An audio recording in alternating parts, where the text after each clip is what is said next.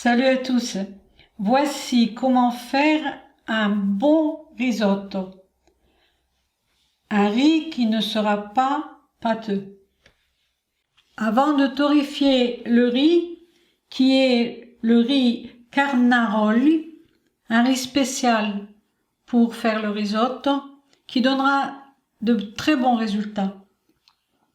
Alors, il faut faire un bouillon, parce que ce sera avec le bouillon qu'on va mouiller le riz. Comme j'ai choisi de faire un riz au poireau, je vous montre comment on fait. Le bouillon, simplement on prend le verre des poireaux et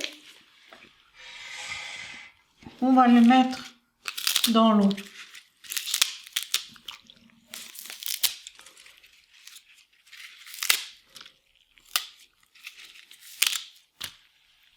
Avec un peu de thym,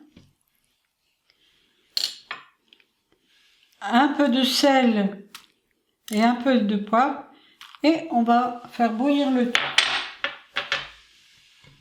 Le reste du poireau, je vais le couper comme ceci. Mais je vais le mettre vraiment en dernière minute dans l'eau. Dès que j'aurai retiré les autres feuilles. Juste pour décorer en fait. Si vous gardez cette partie des poireaux coupée comme ceci et vous la repiquez, vos poireaux vont repousser. Si vous avez la chance d'avoir un jardin, bien sûr.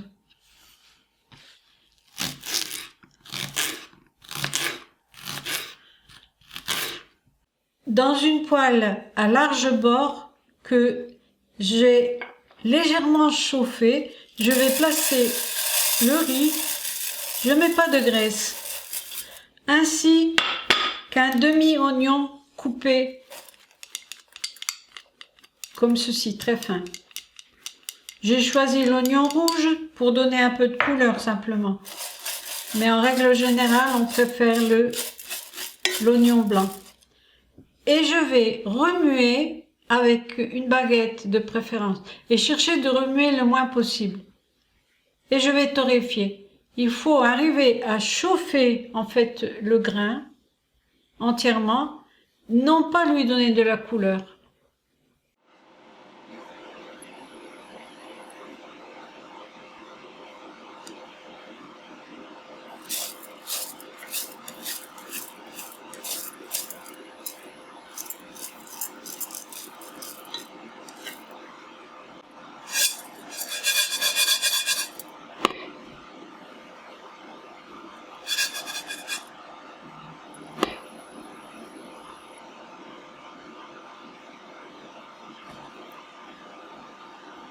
On peut contrôler la température en fait en touchant. Si le riz est bien brûlant, on peut mouiller avec le bouillon.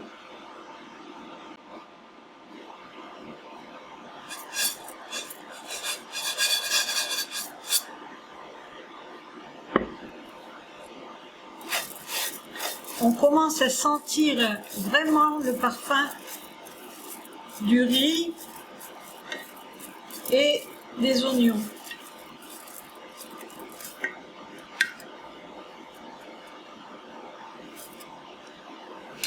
Juste encore quelques minutes. Mon riz est brûlant et je vais mettre le bouillon. Et j'ajoute louche à louche et je vais comme ça répéter l'opération jusqu'à ce que ça cuise. Environ 4, 5, 6, 7 fois, des fois, ça dépend. La quantité de votre louche et de votre riz en fait. Dès que le riz a absorbé l'eau, on rajoute une autre louche.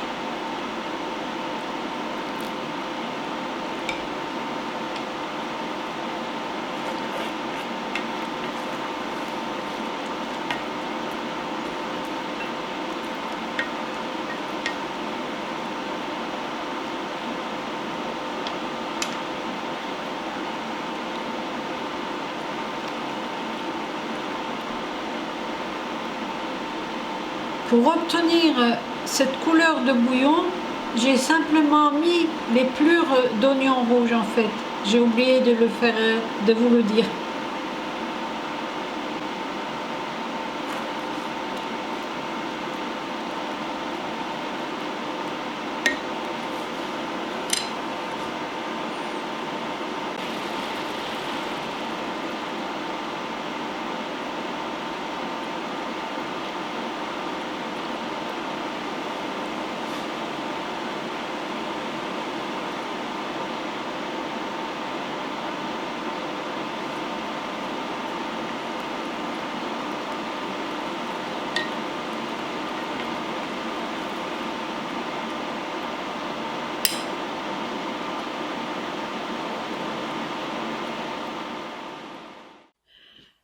À la dernière louche que je vais ajouter, j'ajoute mes poireaux et je laisse cuire les derniers instants. J'ai des poireaux très jeunes qui se prêtent bien à cette opération.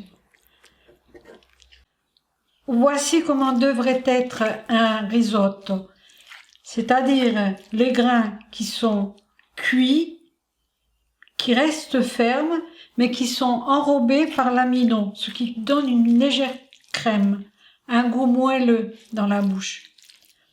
Voilà, il ne reste plus qu'à rectifier l'assaisonnement, sel, poivre, et on peut ajouter à ce moment-là la matière grasse qu'on aime. Donc, vu que c'est les poireaux, je mets l'huile d'olive.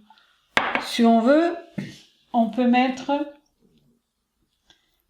une noix de beurre végétal et on mélange le tout. Je rajoute aussi un peu de thym et voilà. Alors, pour les autres riz, à base par exemple d'asperges, on va procéder de la même façon, faire un bouillon comme ça avec, ici j'ai des asperges sauvages, avec les tiges qui sont plus dures, et puis on tient les bouts pour la décoration. Et on va obtenir très vite, très facilement, un repas vraiment divin. Ce qui est de la tomate, alors on a tendance à mélanger la sauce dans le riz. Enfin, on fait un bouillon avec, disons, la sauce tomate. En réalité, la meilleure solution serait d'avoir sa sauce, de la chauffer à part et à la fin, vraiment à la fin, de l'ajouter pour assaisonner. Je vais vous montrer.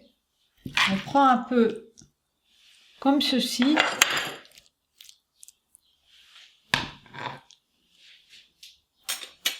Et on mélange. Ça n'est qu'à ce moment-là qu'on va obtenir un risotto vraiment délicieux avec un bon goût de tomate. Parce que si on met le jus de tomate à cuire, si on s'en sert comme bouillon, on aura des difficultés pour la cuisson du riz.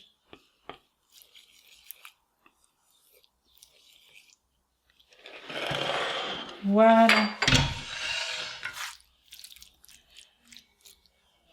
Merci de m'aider pour mon projet sur Tipeee et à bientôt. Bon appétit!